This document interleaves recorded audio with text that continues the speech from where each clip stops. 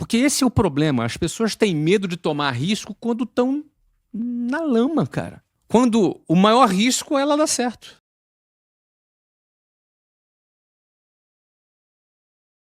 Quando eu abri a minha empresa, eu peguei R$20 mil no cheque especial. Na época eram $20 mil, né, em 1995. Cara, ali se tivesse dado errado o meu negócio, eu tava ferrado. Se tivesse dado errado, eu tinha me endividado até o talo, entendeu? Então, assim, ali eu costumo dizer, que é um termo do poker, né? Ali eu dei all-in. Eu não dei nem all-in, eu dei o que eu não tinha. Eu peguei emprestado para dar o all-in, com juros de 12% ao mês. Então, é muito risco? É bastante risco, mas na boa, cara. A gente estava conversando aqui antes de começar, eu morava no bairro Jabur, que fica ali entre a favela do Sapo, o Marco 7, o Rebu e a Selva de Pedra. No meio dessas 4 favelas. Disputada pelo tráfico e a milícia. Até hoje. Cara, o que eu tinha a perder? Na realidade, não fazer nada era pior pra mim. A minha realidade era tão ruim já. Porque esse é o problema. As pessoas têm medo de tomar risco quando estão na lama, cara. Quando o maior risco é ela dar certo. Agora, também vamos ser justos. Eu já dominava vendas de uma maneira bem forte. Então, era muito risco, mas eu já dominava vendas. E a gente meteu 1.000 alunos no primeiro ano, na primeira escola. Depois a gente meteu 1.500 alunos na segunda escola, que foi aqui em São Paulo. Cara, a gente bombou. A gente faturava $500 mil por mês na segunda escola, com mais de 50% de margem de lucro.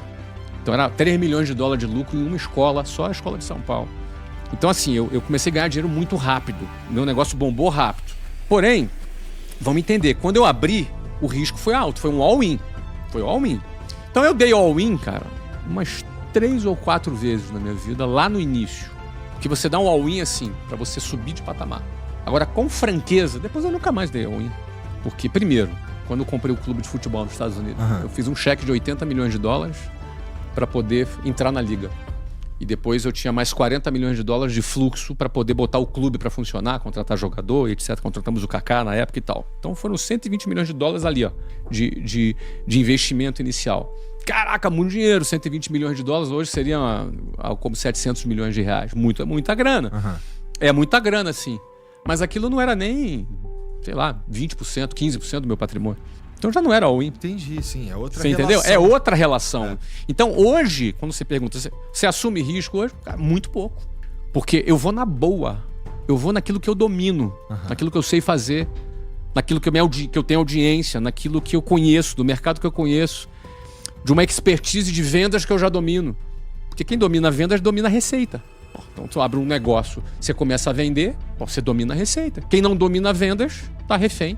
Então vendas é a ferramenta que gera a receita para qualquer empresa. E o que faz uma empresa quebrar? É falta de fluxo de caixa. E por que ela não tem fluxo de caixa? Porque não vende. Então assim, a empresa de comunicação que mais cresce não é necessariamente a que produz o melhor conteúdo, é o que vende melhor. É verdade. Às vezes tem um cara que vende melhor, que não é tão bom quanto o outro, que é muito bom, mas não vende. Entendeu? É meio... Parece cruel isso, mas, cara, é a regra do jogo. Hoje a regra do jogo do mercado é quem vende traz dinheiro pra dentro do caixa. E eu era esse cara que sabia vender. Eu não sabia nem falar inglês quando eu abri a WhatsApp. O ponto é que quando eu botei aquele negócio de pé... O que tu era bom de fazer era vender. Era venda.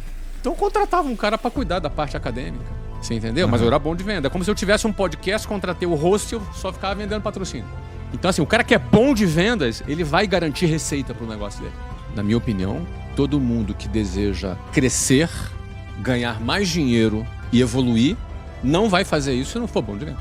Vendas, ela é condição para quem quer chegar mais longe. Aí alguém pode dizer, cara, eu não sou bom de vendas e ganho muito dinheiro. Ganharia 10 vezes mais se fosse bom de vendas. Tem que ser bom de vendas. Ou ser sócio de um cara bom de vendas. Também tem isso, porque geralmente uma sociedade... Ela é formada por um cara que é bom numa área, um outro cara que é bom em outra área, e as áreas se complementam.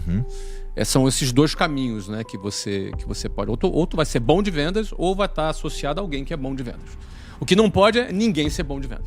Aí você vai ter dificuldade. O artista incompreendido é sempre aquele artista que não sabe vender. Ele vai ter a arte dele, talvez não tão valorizada como ele gostaria. Às vezes você vai pegar um cara que a arte dele não é nem tão boa, é meio meia boca, mas o cara é marqueteiro pra caramba, o cara sabe se vender, aí ele vai atingir resultados maiores, né? É assim que funciona. Desde que o mundo é mundo, cara. O Picasso era muito criticado por muitos artistas, entendeu? Mas ele sabia se colocar. E por aí vai, né? No mundo é sempre assim. Acontece um fenômeno, 2 possíveis fenômenos, com quem começa a ter sucesso. Em especial, quem começa a ter sucesso rápido e jovem. Tá. Cara, eu tinha 27 anos. Já devia, nessa época aí, sei lá, já ganhar uns R$1 milhão por mês, pelo menos, tá? Limpo no bolso. Isso em 1999. Isso, na época, era dólar, né? Então, é como se fosse 5 milhões hoje. É grana pra caramba, tá? Então, eu já tava bem, já tava... E aí, esse fenômeno que começa a acontecer pode gerar 2 tipos de reação na cabeça da pessoa. Porque, meu irmão, é cabeça, tá? Cabeça, é ser humano. Nós somos seres humanos, entendeu? Então, qual tipo de 2 reações? Ou o cara fica acomodado, achando que tá com a vida ganha, o que é muito fácil, o cara ganhando, metendo 1 tonelada de dinheiro no bolso, jovem, o cara acha que vai durar para sempre, né? Ele não sabe que estabilidade não existe, é uma frase que eu repito com muita frequência. Então, primeiro erro é ele se acomodar. E o segundo possível erro, quando o cara tem sucesso rápido, é ele ficar arrogante. Porque ele pensa assim, cara, sou o cara. Foda. Pô, olha aí. Olha meu resultado, olha de onde eu vim, olha onde eu cheguei. Não, meu irmão, eu sou especial, eu sou uma lenda viva. O cara, se ele desconfiava disso em algum momento, chega um momento que ele começa a ter certeza disso. Isso é uma outra armadilha que ele pode cair. Porque a real é o seguinte, meu irmão, ninguém é desprezível o suficiente porque tá dentro de um ônibus cheio e é um quebrado. Ninguém, quando tá naquela situação em baixa, e eu me lembro, eu sempre falo de ônibus, cara, porque eu acho muito humilhante andar de ônibus cheio, cara. 2 horas dentro de um ônibus lotado, sempre achei muito humilhante. Cara, eu acho muito ruim. Cara, ficar 5 horas dentro de um ônibus lotado pra ir e voltar pra casa todo dia, né? Pô, cara, é 20% do seu tempo, cara. É absurdo. No ano, tu ficava quase 3 meses dentro do ônibus, né? Mas enfim, quando você tá ali, tu não é um cara desprezível. E quando você chegou no topo, quando você chegou lá, você atingiu algum sucesso, você não é o cara também. É a mesma pessoa. O cara que estava dentro do ônibus e o cara que está ali ganhando uma grana todo mês. É a mesma pessoa. Mas a ilusão de que você é desprezível pode te contaminar quando você está embaixo. E a ilusão que você é o cara pode te contaminar quando você está em cima. As 2 coisas são um problema muito sério, porque se você achar que você é um cara desprezível porque está em baixa, muito provavelmente você está sentenciando o seu futuro naquele nível que tu tá. Tu vai deixar de fazer as coisas. Você vai deixar de fazer, você não acredita em você, cara. Assim como, se você achar que tu é o cara, tu vai fazer cagada. Não vai fazer cagada, cara. Vai fazer muita cagada. Entendeu? O que aconteceu comigo? Um sintoma da arrogância é você começar a ficar de saco cheio de fazer o que te levou até onde você chegou. O exemplo. Eu sempre fui um cara focado na área de vendas. Eu comecei a ficar de saco cheio de falar com o vendedor. Cara, tem que ficar motivando esses caras, tem que ficar apertando esses caras, tem que ficar, alimentando o ego desses caras, tem que ficar reconhecendo esses caras, que chato pra caramba. Eu fiquei assim. Cara, só que é o seguinte, aquilo foi a minha competência, a minha habilidade que me levou até aquilo ali. Aquilo ali me tirou do zero e me levou até aquela condição muito privilegiada que eu já tinha. Quando você começa a desprezar aquilo que te trouxe até ali, qual é a mensagem? A mensagem é o seguinte, meu irmão, eu sou tão bom, eu sou tão o cara, que agora eu não vou mais fazer isso aqui, eu sou muito melhor do que isso aqui. Você começa a desprezar aquilo que te trouxe até ali. E aí o que acontece? Eu comecei a criar um projeto para acabar com o vendedor, entendeu? E aí criei esse projeto. E não só criei, como executei esse projeto. E eu tinha tanta certeza que eu ia arrebentar, Igor. Eu criei um processo automatizado, foi processo que eu projetei que eu ia aumentar em 30% a minha receita no primeiro ano. E eu tinha tanta certeza que eu ia aumentar 30% da minha receita no primeiro ano, que eu aumentei 30% das minhas despesas nesse ano. Eu comprei vários imóveis, fiz vários investimentos. Não era nem despesa, eram investimentos que aumentavam em 30% o meu gasto. O que aconteceu? Depois da cagada que eu fiz, não só eu não subi 30%, como eu caí 30% da minha receita. Agora tu imagina, eu caí 30% da minha receita e subi 30% os meus gastos. O que aconteceu? Eu comecei a fechar negativo no mês. Eu tinha uma empresa boa, lucrativa, mas que em termos de caixa, eu tinha um déficit de $600 mil por mês de caixa. Eu lembro do número. Nossa. Ou seja, no final do mês eu tinha que aportar $600 mil pro negócio rodar. No primeiro mês eu botei, vou resolver. No segundo eu botei, no terceiro eu já vendi um carro. No quarto eu já me alavanquei. No quinto eu já parei de pagar imposto. Declarava, mas fiquei devendo. Bom, conclusão, eu fiz um débito, acho que em 6 a 8 meses eu fiz uma dívida de $3 milhões. Rápido? Puta que Mas é assim, ó. É assim, ó. A empresa é boa, é tudo bom, mas o teu caixa virou de cabeça pra baixo, meu irmão. Aí vai fazer o quê?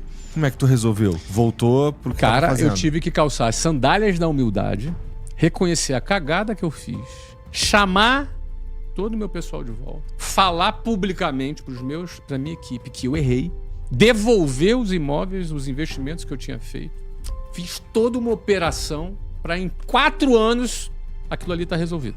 É que eu resolvi mais rápido, eu resolvi em 1 ano e meio. Mas aquilo ali foi uma turbulência que nós passamos na década de 90 por conta de decisões que eu tomei equivocadas que tinham origem na minha arrogância. E aí, cara, tem cara que não consegue voltar atrás por orgulho. Aí, esse cara vai embora. Esse cara quebra. Aí você vê, ele errou por arrogância e quebra por orgulho. Você percebe que os maiores desafios são humanos. É na cabeça. Mentalidade. Então, eu errei por arrogância, mas não errei pelo orgulho. Tive humildade de reconhecer, inclusive falei pra minha equipe, ó, se vocês não quiserem mais seguir minha liderança, tá tudo certo, vocês podem ir embora, tá tudo bem. Não, nós estamos contigo, vamos virar o jogo, e a gente virou o jogo. Então, 26 anos depois, eu tô contando essa história de uma cagada que eu fiz, de um erro que eu cometi, como eu consertei esse erro, eventualmente alguém que está nos assistindo pode estar prestes a cometer a mesma cagada. Ou se cometeu a cagada, pode estar prestes a, por orgulho, não voltar atrás. Então você percebe que compartilhar uma experiência, ela pode ajudar as pessoas. Sim, pô. Com certeza, com certeza. E é por isso que o empresário ficar sozinho é ruim, cara. Porque o empresário é muito solitário, Igor. Porque pensa o seguinte, você começa a dar certo, começa a ganhar dinheiro, aí os seus amigos começam a te pedir dinheiro emprestado. Alguns que te zoavam porque você virou blogueirinho, começam a reconhecer, pô, Igor deu certo. Numa outra época, fecha a cota. Daqui a pouco tá te pedindo emprego. Daqui a pouco no teu meio social, tu não consegue mais trocar uma conversa com aquelas pessoas. Porque elas não conseguem mais acrescentar pra você. Elas só te pedem. Elas não conseguem mais te dar um conselho, porque o conselho que tu precisa, aquelas pessoas não têm condição de te dar. Você já tá num outro degrau. Não é que você virou melhor do que as pessoas, você não é melhor do que ninguém, mas aquela pessoa não consegue mais te dar. Às vezes dentro de casa, o teu pai, a tua mãe não consegue mais te dar um conselho sobre negócios. Ele pode te dar para a vida, mas sobre negócios não. Então o empresário começa a ficar solitário. Ele começa a se afastar das pessoas. O que ele precisa? Ele precisa criar uma outra rede de relacionamentos. De preferência de outros empresários que consigam trocar com ele. Não só para ajudar a ele, mas ele também tem alguma coisa para ensinar para outro empresário, entendeu? Com certeza. Porque uma cagada que ele fez pode ajudar um outro cara. Então, um grande mérito de quem cresce continuamente é saber trocar de ambiente. A pessoa precisa trocar de ambiente. A pessoa precisa mudar de mesas. Ela precisa ter acesso a outras pessoas. Isso pra sobrevivência ou pra chegar no próximo nível? Pros dois. É pra não errar e pra acertar.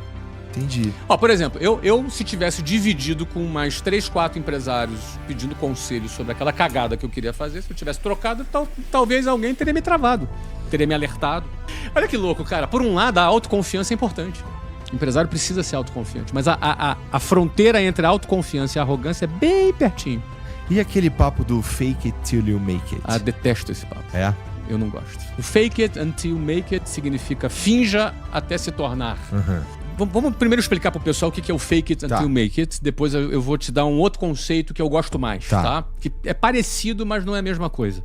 O fake it until make it diz o seguinte, cara, o cara finge que é alguma coisa, aí você vai ver um monte de guru na internet postando Ferrari alugada, casa alugada, roupa alugada, pra dizer que é bem sucedido, não é? Pra ensinar o cara a ganhar R$1 milhão, sendo que ele nunca ganhou R$1 milhão. Ou seja, o cara quer ganhar R$1 milhão vendendo um livro Como Ganhar R$1 milhão. Já vi uns caras que ganharam R$1 milhão fazendo isso.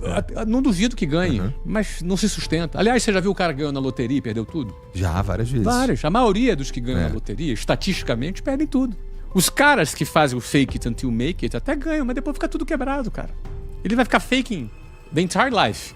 Vai ficar a vida inteira faking, porque ele sempre vai faking pro próximo nível. Ele é um fake. Entendi. Se o cara fakeou pra ganhar uma parada hoje, ele vai ficar só vivendo daquela parada ou vai querer fakear pro próximo nível? Vai pro próximo Ele nível. aprendeu, esse é o método dele. Não se sustenta, entendeu, cara? Agora, tem uma parada que eu acho parecida que é interessante, que é o conceito de trazer para o valor presente. Uma valuation de uma empresa, ela é a projeção futura de todo o fluxo de caixa que tu vai gerar no futuro, descontado para o valor presente. É um conceito financeiro isso. Não é? Então, por exemplo, quando você compra um carro financiado, vamos dar um exemplo aqui para a galera entender. Você compra um carro financiado, se você quiser quitar esse carro, não é? Você não pode pegar o valor da parcela e multiplicar pelo número de parcelas que falta, porque vai dar um valor muito grande. Sim. Porque ali tem juros embutidos, né? O que você tem que fazer é trazer aquela dívida total projetada para o valor presente. Ou seja, você tem que tirar os juros dali e trazer para o valor presente. Então, todo número grande tem um outro número menor correspondente no valor presente. O conceito de trazer para o valor presente é algo que eu sempre trabalhei na minha vida. Ou seja, eu vou fazer o que tiver que fazer para gerar um faturamento tal e que, portanto, daqui a 2 anos eu vou estar ganhando tanto. Eu tenho domínio do processo de venda, eu consigo fazer a previsão do que eu vou ganhar. Ou seja, hoje eu posso estar ganhando 1 e daqui a 2 anos eu posso estar ganhando 1.000. Eu posso trazer esse 1.000 para o valor presente. Se eu já tenho um projeto, que é um projeto real, é um projeto claro, que eu já sei o que fazer, eu já estou no caminho para conquistar, eu posso trazer isso para valor presente e me apropriar da autoconfiança para tal, me apropriar do equity como tal. É parecido com fake it until make it. A diferença é que não é fake. Que você tá num fluxo, num workflow que você vai chegar lá. E você pode trazer isso para valor presente. Eu posso, inclusive, comprar um carro financiado pensando nisso. Eu posso, inclusive, me posicionar como tal. Eu lembro que quando eu era vendedor, esse conceito eu assimilei nessa época. Eu tinha 19 anos, eu ia vender um curso de inglês para um cara. Às vezes eu ia conversar com um diretor de uma empresa. Imagina, um garoto da periferia, 19 anos, mal vestido, com uma roupinha bem simples, eu indo atender um diretor de uma empresa numa empresa grande. Eu me lembro bem que eu fui numa empresa de navegação, eu me lembro hoje, no Rio de Janeiro, uma empresa bonitaça, o cara me atendeu lá super alinhado. E eu fui lá conversar com esse cara. Como é que eu pensava nessa época? Eu olhava para ele e falava, cara, é meu colega, eu vou ser diretor também. Eu tinha um plano de carreira na empresa, inclusive eu cheguei a diretor em 2 anos. Mas eu, por exemplo, eu me apropriei da minha convicção de que num determinado período eu chegaria a diretor e ganharia como diretor. Então eu ainda, vendedor ainda, mas convicto daquilo, eu conversava com o diretor, eu não me sentia inferiorizado. Aquilo para mim era muito importante. Porque se eu chegasse lá para conversar com qualquer pessoa e me sentindo inferior, eu ia fazer a venda ou não ia fazer a venda? Ia ser bem mais difícil fazer a venda. Muito mais difícil, cara. Pô, se eu chegasse para esse cara inferior... Agora, eu estava me apropriando de uma conquista futura e trazendo essa conquista para o valor presente e agregando na minha autoconfiança, agregando na minha autoestima. Isso é um conceito interessante. É mesmo. Não é? Então eu olhava pro cara, o cara é um colega, pô. E eu não tirei isso da minha cabeça, eu era treinado para isso, né? Eu tinha um diretor na época que ele falava isso, ó, cara, você não se inferioriza. Daqui a 2 anos você vai ser diretor igual o cara, pô. Então tu é um colega. Olha pro cara como se fosse um colega teu. Ou seja, uma reunião de 2 colegas diretores batendo um papo. Eu tinha 19 anos, começando ainda. Então, assim, eu trazia essa convicção para valor presente. E aquilo me dava força. Isso não é fake it, porque eu estava me apropriando de uma coisa futura. E, de fato, eu cheguei a diretor em 2 anos. Então, eu prefiro o antecipar para valor presente do que o fake it. Me parece que a grande diferença aí é ter um plano. Isso. Saber estar no plano. Estar no plano, executá-lo com afinco, com vontade.